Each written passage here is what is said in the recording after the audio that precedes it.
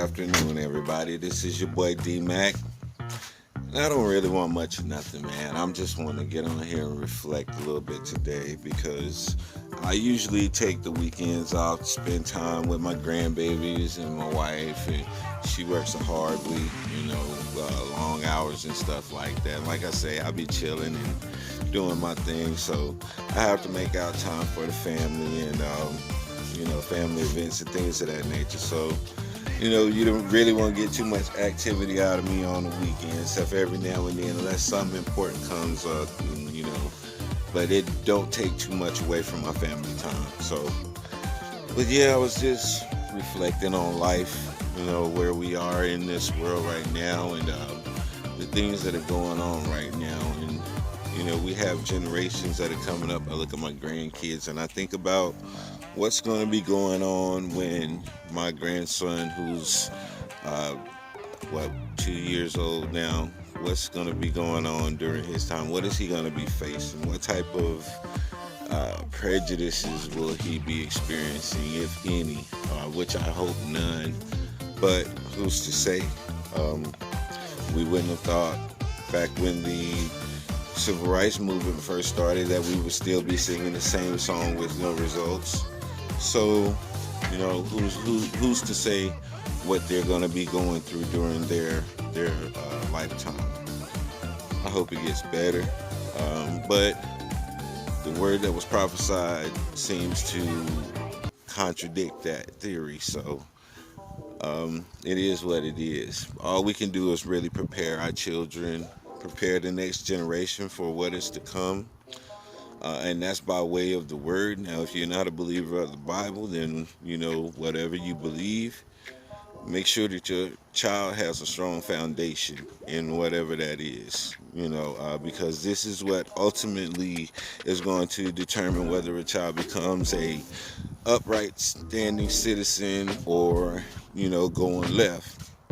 Having a firm foundation, having a solid identity, and knowing who they are in this world, and being able to value themselves. Those are the important things that children must have in order for them to grow up and become healthy-minded adults.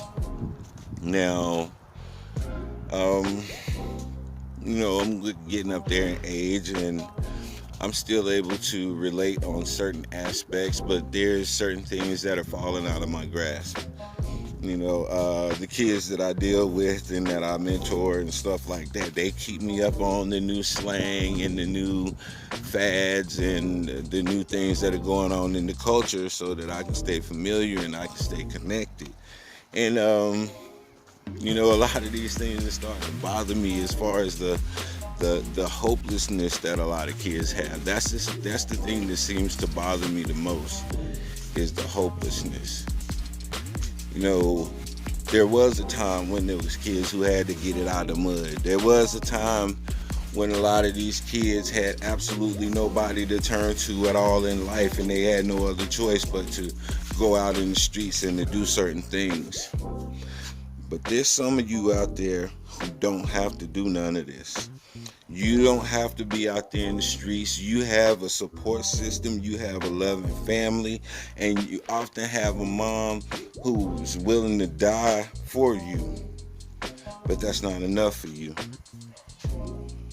You have to have more. What is it? What else more are you seeking? You're seeking that acceptance from that male figure. You're looking to be validated by that male so you can be considered a man. And oftentimes, that male validation that we seek comes from a source that isn't a good source. I know, because I was that good source. I've been that bad source too in a lot of situations. So I know what it is to be a bad source for a child to come to, trying to learn how to be a man. And you, at your age, even though they look to you to be a man, you're not even a man yet, because nobody was there to teach you, or you didn't take the time to learn. So now you have a kid teaching a kid how to be a man when neither one of them know what it is to be a man. We're just going with the stereotypes that we've heard of what a man is supposed to be, and oftentimes we heard that from a woman. So now we out here chasing this identity that we don't even know to be truly what a man is. And then by the time we chase it and try to mimic these things that they think a man are, we come to find that that's not what a man is. And so now we're just confused. Oftentimes that's the cycle that we go through. So as you walk through this life, man, it's time to stop, slow down, and it's time for us as men to really come together and really have a come to Jesus meeting. You know, a lot of us older men really need to accept the fact that we contributed a lot to this problem, because we didn't take the time out with certain kids, because we was too busy out there trying to make a name and a face for ourselves, and probably still are in our 40s, still out here trying to make a name and a face for ourselves, that we neglected those young ones that was out there looking at us, and they seen us getting it then, but they didn't know the dark side that came along with all of that stuff that they saw. So now it's time for us to reach back, time for us to go back and recorrect that. It's time for us to let them know all of the things, the cost that came with those things that they saw us out there stunting with in front of everybody. Let them know how many people had to die because of that chain that you had on. Let them know how many women sold their body so that you could have that car. Let them know how many families was crushed because of the dope that we were selling to those families, so that we can make the money to be out there impressing those other girls. Let them know about that stuff. Alright? Everybody telling their war stories about when they was in the hood and when they was this and that, but are you telling them about the times you got violated in jail? Have you told them about the times that your family just left you because they said they didn't want to be associated with a monster? Have you told them about the fact that your grandma's scared of you? Do you share that part with them? Don't share all of the war stories and the glory stories and leave out the rest of it, because there's so much more that goes to it that these young men are not seeing until it's too late.